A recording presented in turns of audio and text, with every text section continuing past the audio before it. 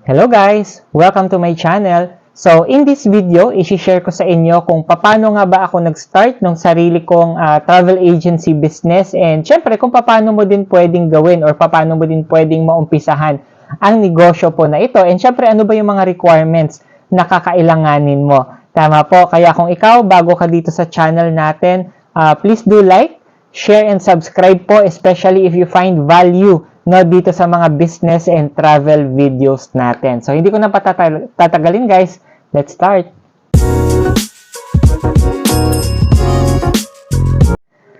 Ayan. So, before we start guys, dito sa video po natin, so, konting background story muna, about sa akin para at least malaman nyo din bakit ako nag-decide, or bakit ko pinili, 'di ba, yung travel agency business sa napakaraming opportunities po na meron sa labas, correct? So actually 7 years ago po, way back 2016, during that time currently employed po ako nagtatrabaho po ako and alam mo 'yun, syempre naghahanap din po ako ng extra income.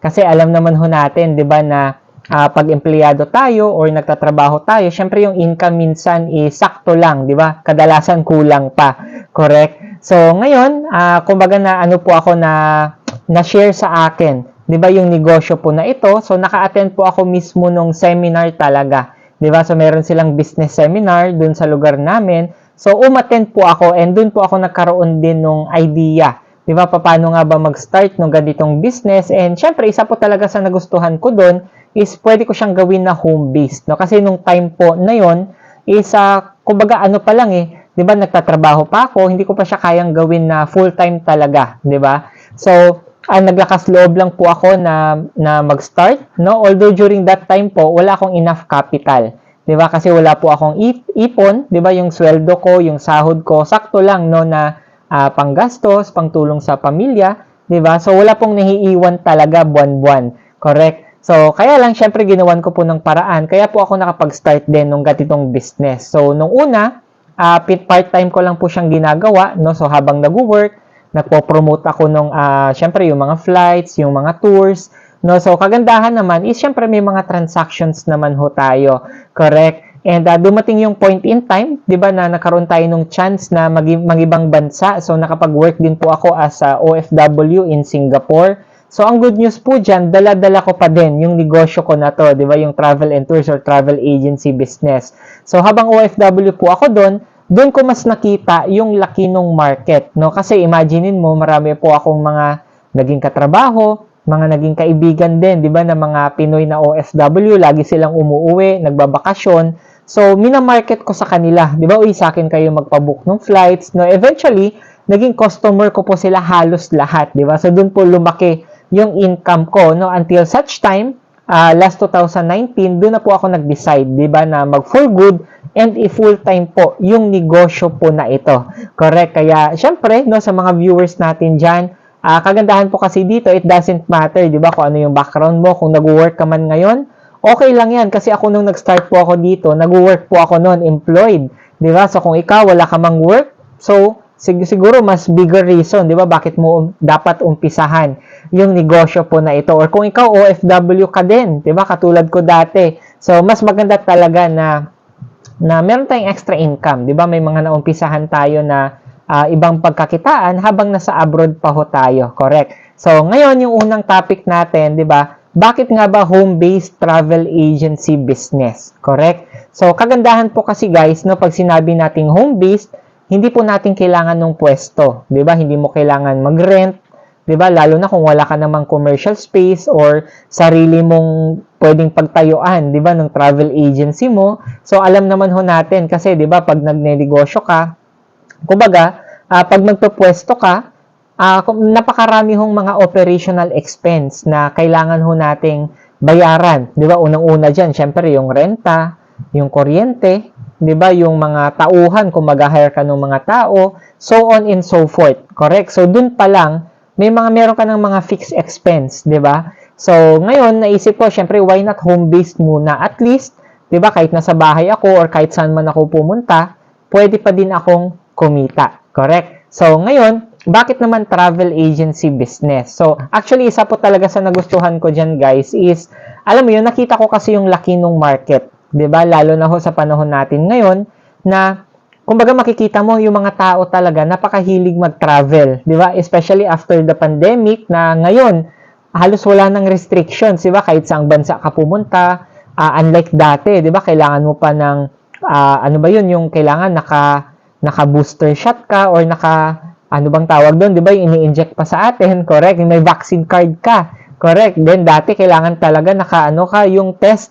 Ano nga yung test na yun? Nakalimutan ko tuloy, 'di ba? Kailangan may ano ka, COVID test ba 'yon, yung tawag doon, no? So, kailangan kumpleto ka noon, 'di ba? Yung mga requirements para makapag-travel. Pero ngayon po, halos wala na, 'di ba? So, kahit saan pwede ka nang pumunta basta may passport ka, 'di ba? Kumpleto yung mga travel details mo, so on and so forth. So, doon ko nakita yung laki ng market, and syempre kagandahan ko kasi dito is syempre worldwide po yung market ko, 'di ba? Until now, kahit nasa Pilipinas na po ako, nakapag for good, yung mga kaibigan ko po, 'di ba, na nasa ibang bansa, yung mga nasa Singapore pa din until now, sa akin pa din ho sila nagpapabook ng mga flights nila. No, so imaginein mo, kahit hindi po kami magkalapit, is kumikita pa din ako, no, every time po na nagpapabook sila ng mga flights sa akin. Correct? So, ngayon guys, 'di ba, dito kasi sa home-based travel agency business, no, bukod doon, no, sa less expense, no, halos wala tayong mga operational expense, napakalaki nung market natin.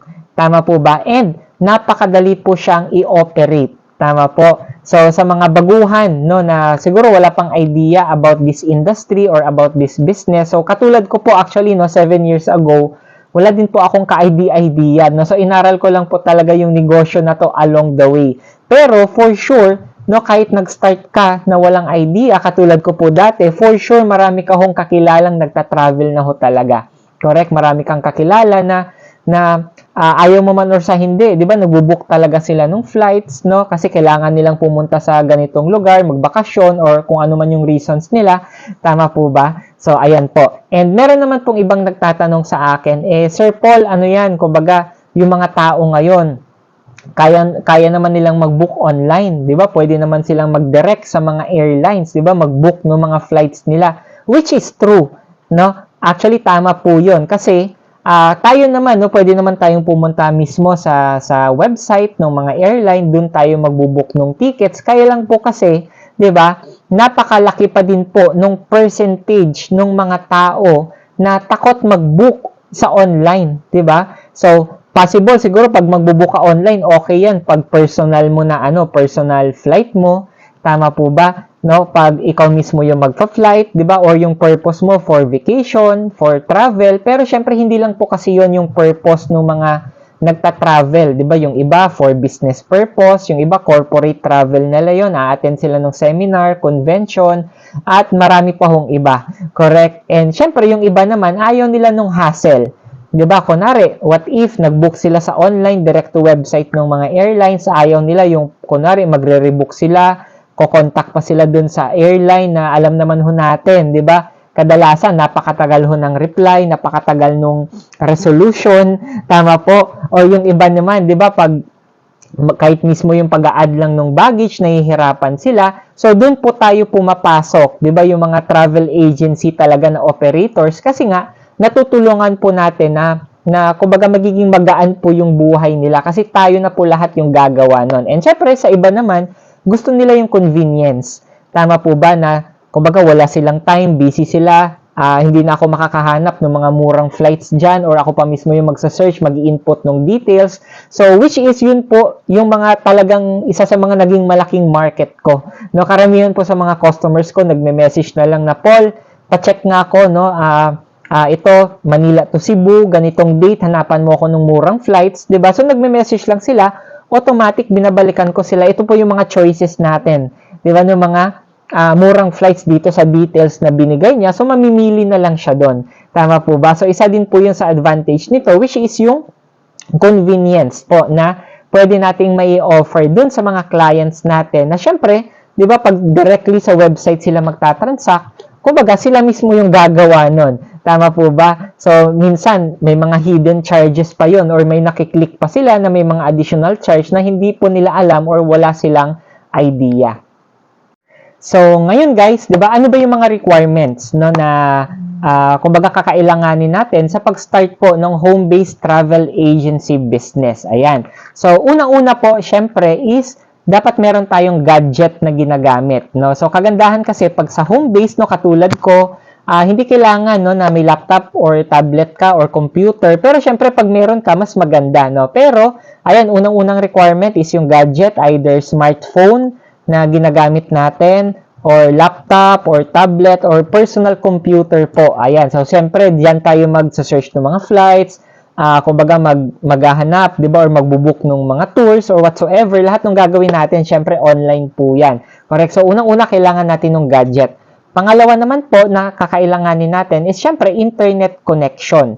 So either syempre kung may wifi kayo sa bahay, mas okay. Kung wala naman, kahit mobile data po, pwedeng-pwede. So ako, pag lumalabas ako ng bahay, syempre naka-mobile data lang din naman ako. So pwedeng-pwede pa din. No? So basta importante, connected po tayo sa internet. So number 3, ito po, this is optional. So printer, ayan. So optional lang po ito, no? So kung meron kang printer, syempre mas maganda din, mas okay. Pero kung wala naman, walang problema. Kasi ako po mismo, kadalasan, no, or most of the time, hindi na po talaga ako nagpiprint ng mga ticket, di ba, ng mga clients ko. So, since online din naman, so sinesend ko sa kanila, no, yung mga flights, yung mga tickets nila via email, via messenger, via WhatsApp, no, kasi pwedeng-pwede na silang mag-travel po, kahit yung electronic ticket lang yung ipapakita nila dun sa airport, no, so kahit wala silang printed na ticket na kumbaga hawak, okay lang din, no? Pero syempre, alam naman natin minsan, 'di ba, may mga customers tayo na maghahanap talaga yan, uy, sana yung ticket ko, no? Correct, no? So, syempre, kung may printer ka, mas okay. Kung wala naman, ay siguro pwede ka na lang magpa-print. Tama po ba sa mga computer shop or kung saan man? Correct. And syempre, number 4, siguro na kailangan mo, guys, since home-based travel and tourist business po ito, so yung kaibahan po kasi nung may outlet ka, 'di ba, compared po sa home-based, pag may outlet po kasi, 'di ba, yung mga travel agency business, karamihan po ko sa kanila nagde-direct talaga sa airline. 'Di ba, nagde-direct sila sa Cebu Pacific, sa Philippine Airlines, sa AirAsia, ganyan, so on and so forth. So nagbabayad po sila ng malaki yung band na tinatawag para makapag-direct sila doon, no? Tapos kailangan pa nilang magpa-accredit sa Department of Tourism, 'di ba? Para maging registered sila na travel agency, so on and so forth. Napakarami, guys. Actually, siguro i-discuss ko na lang sa mga next videos natin. Pero kagandahan dito, pag home-based travel agency ka, so kailangan mo lang, guys, syempre ng trusted partner dito, no? So which is ako po. So ito po yung nakita ko, yung Global Pinoy Travel and Tours. Ayan. So dito po sa Global Pinoy Travel and Tours, 12 years na po sila in the industry. And ang kagandahan po dyan, no, registered po sila and accredited po lahat, no, by the Department of Tourism, by IATA, yung International Air Travel Association, no? Kaya kumbaga direct po yan sa mga international talaga na mga airlines tsaka mga tour operators, correct? And syempre, napakarami din ho nilang mga awards, lalong-lalo na sa mga airline partners natin. So, yan po yung nakita ko talaga na legit, no, ngayon sa market. So, ang kagandahan po dyan is syempre kailangan lang po nating mag-avail ng system or yung franchise po na tinatawag para at least maging affiliate partner or travel business partner po tayo ni Global Pinoy. So ngayon, nag-avail po ako ng home-based affiliate na na franchise ni Global Pinoy. So sasabihin ko pa yung amount. Sige, i-share ko na lang sa inyo. So actually, guys, kagandahan diyan, nag-avail ako for only 18,998. No, so 18,998. Ang kagandahan dyan, lifetime na po yan. So, makakaroon po tayo ng sariling system. So, meron kang own platform talaga, no? So, na-access, siguro mamaya papakita ko sa inyo. So, na-access po natin yan through website, no? Pwede din po through application. Kunwari, may i-download na tayo na application. Kumbaga, pwede na ho nating i-login yung account natin. Makaka-search na tayo ng flights, makaka-book na, at marami na tayong magagawa, di ba, dun sa system na yon, 'di ba, yung lahat ng mga transactions natin nandun na po lahat, no? So yun po yung mga kailangan natin, syempre yung gadget mo, internet connection, printer na optional, syempre, and last but not the least, dapat meron kang travel platform, no? So which is ako nga po, no, ito po yung trusted ko, si Global Pinoy Travel and Tours, no? Kasi alam mo yun, kumbaga one of the isa sa mga nag-o-offer talaga ng mga affordable rates, lalo na sa mga flights and syempre sa mga package tours, Correct, yung mga package tours po, yun po yung mga, kunwari, yung mga trip to Hong Kong, 3 days, 2 nights, trip to Boracay, trip to Singapore, no, kahit saan, napakarami, local and international po. Meron ho tayo niyan. So, ito guys, yung ginagamit ko na platform. No, so kagandahan po dito, ayan, so makikita nyo sa online bookings, ayan, may domestic flight, international flight, pwede na ako mag-book agad, no, and syempre, may mga added services na din po yan, yung mga nandito po. So, dito, for example, ayan, so dito may mga markup po tayo, no, so kikita po tayo, syempre, for every domestic flight or international flight na mabubook natin, and lahat po ng mga ticket, ayan, so nandito po yung mga receipts, no, so ngayon, dito tayo magsa-search nung flights. Ayan, no? So, i-click ko lang po yan. So, habang naglo-load, ayan po. So, ayan, pwede tayong kumita sa domestic flight, no, ng between 300 to 500 pesos po per transaction. And, syempre, ito, makikita nyo, napakadali lang din po niyang gamitin, no? So, kailangan lang po nating i-input, di ba, lahat ng mga details, no? So, kunwari, one-way man yan or round trip. Ayan, for example, click natin one-way, no? So, ngayon, lahat po ng mga lugar. Ayan. So, since domestic flight po ito, no, for example, from Manila to, kunwari, Cebu. Ayan. So, example, next month po yung ano niya. Example, pili tayo ng date, guys, ha. Wait lang, balik ko to. Ayan, pili tayo November.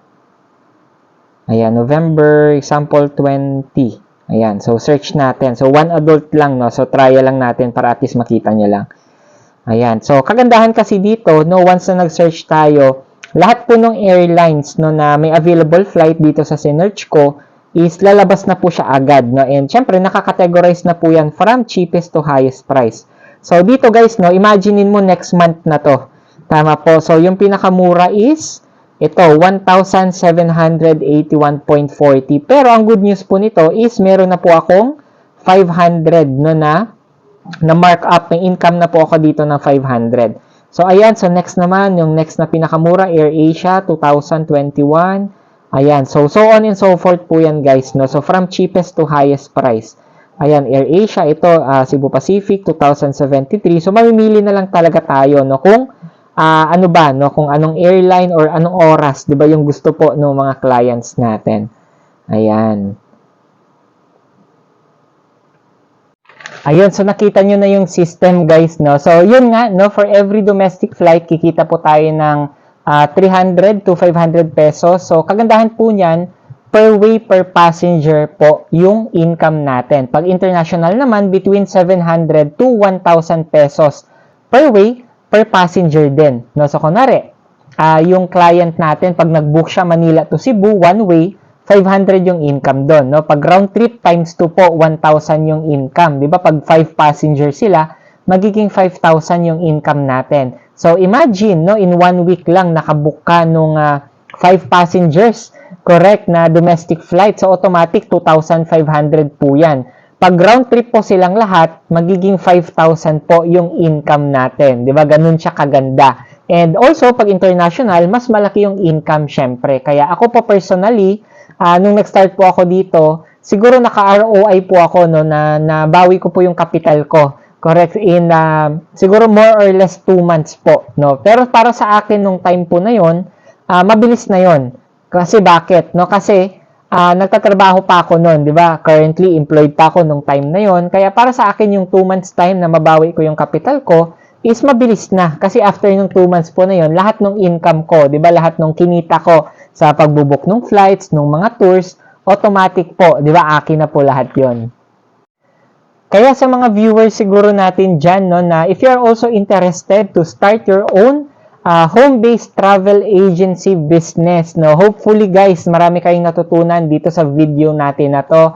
And para dun po, no, sa mga walang idea talaga, di ba, kung paano ba gumagana, tumatakbo yung negosyo na to. Ayan, so panoorin nyo lang po, di ba? Lahat, ulit-ulitin nyo yung video natin. And siguro mag-upload pa ako ng marami pang videos katulad po nito. And also, if you are interested to start, no, dito din, no, katulad ko as a home-based franchise of Global Pinoy Travel and Tours, you can message me directly, no, para mag-guide kita and ma-assist kita, no, sa pag-start din nung ganitong business, no. So, kumbaga, sabi nga, 'di ba? Kung magnenegosyo tayo, syempre, mas maganda start small muna, 'di ba? Wala hong masama pag nag-umpisa tayo sa maliit, no? Kasi later on, pag kumita tayo ng malaki, so syempre, doon na tayo mag-expand din, 'di ba? Or magpapalaki ng mga business din ho natin.